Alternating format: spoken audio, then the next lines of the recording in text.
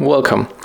If you want to get Galaxy Wallpaper on your Motorola Moto E6 Play, at first you have to go for the Play Store. Next tap on Search Pool and you have to type Shadow Galaxy.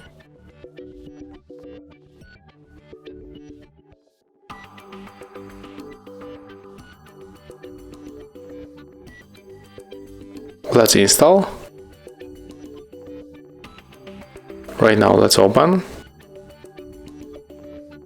Click on the open one more time, and right now we can set it up as a wallpaper.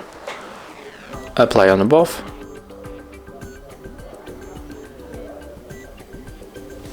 Then just go back. And as you can see, here there's the wallpaper. And right now we can enjoy this live wallpaper. So when you move the phone on the left or the right side, it's going to be, change the animation. So thank you guys for watching. Leave thumbs ups, comments and subscribe to our channel.